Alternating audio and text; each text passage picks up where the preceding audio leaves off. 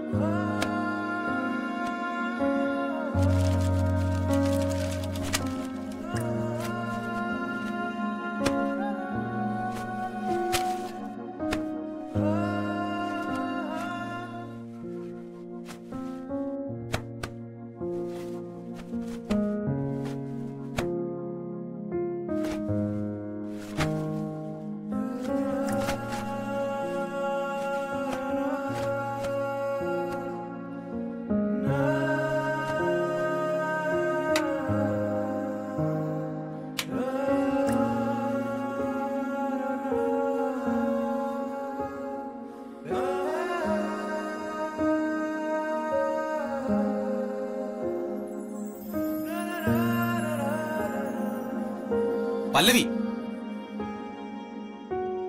നീ എന്താടി കരുതിയത്? അമ്മയെ ഇളക്കി വിട്ട് ശാന്തി മുഹൂർത്തത്തിന് സമ്മതം വാങ്ങിക്കഴിഞ്ഞാ ഉടനെ ശാന്തി മുഹൂർത്തം അങ്ങ് നടക്കുന്നോ? ഒരിക്കലും ഇല്ല. പല്ലവി, നമ്മുടെ ശാന്തി മുഹൂർത്തം നടക്കണമെങ്കിൽ നീ മാത്രം വിചാരിച്ചാ പോരാ, ഞാനും കൂടി വിചാരിക്കണം. അതിപ്പോ സാറ് പറഞ്ഞിട്ട് വേണോ ഞാൻ അറിയാൻ? അതൊക്കെ എനിക്ക് അറിയാം സാറേ. അറിയാമല്ലോ. നന്നായി. എന്റെ മനസ്സ് അനുവദിക്കാതെ ഒരിക്കലും നമ്മുടെ ശാന്തി മുഹൂർത്തം നടക്കാൻ പോകുന്നില്ല. ഞാൻ അതിന് തയ്യാറാവണം. തയ്യാറാകണം. അതിനിപ്പോ എന്താ കുഴപ്പം? കുഴപ്പമുണ്ട്.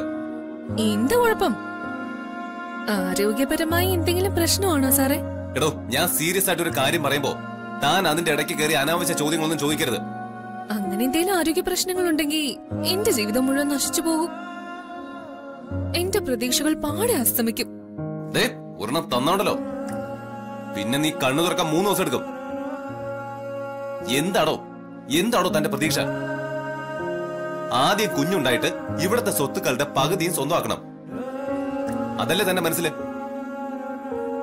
അതിനുവേണ്ടിയല്ലേ ശാന്തി മുഹൂർത്തം എത്രയും പെട്ടെന്ന് നടത്തണമെന്ന് പറഞ്ഞ് താൻ മരണ വെപ്രാളം കൂട്ടുന്നത്? അത് നടക്കാൻ പോകുന്നില്ല. ആദ്യം ഈ വീട്ടിൽ പിറക്കേണ്ടത് വിശാലേട്ടന്റെ കുഞ്ഞ്. അതിന് ശേഷം മതി നമ്മുടെ കുഞ്ഞുങ്ങളെ പറ്റിയുള്ള ചിന്ത. സാറേ, ഞാനൊന്ന് പറയട്ടെ. താൻ ഇനി ഒന്നും പറയണ്ട, എനിക്കൊന്നും കേൾക്കാൻ വേണ്ട. നമ്മുടെ ശാന്തി മുഹൂർത്തം എന്തായാലും ഇപ്പൊ നടക്കാൻ പോകുന്നില്ല. വിപിൻ സാറേ,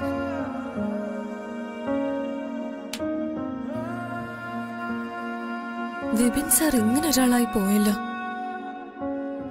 വിപിൻ സാറിനെ ഇങ്ങനെ വരുതിയിലാക്കും? അല്ല, പെണ്ണ് വിചാരിച്ചാ നടക്കാത്തതായിട്ട് ഒന്നുമില്ലല്ലോ. ശാന്തി മുഹൂർത്തത്തിന് സാറ് തയ്യാറാവും. ഇല്ലെങ്കിൽ ഞാൻ തയ്യാറാക്കി എടുക്കും. ഡൗൺലോഡ് ചെയ്യൂ C5 ആപ്പ്. കാണൂ എല്ലാ എപ്പിസോഡുകളും സൗജന്യമായി.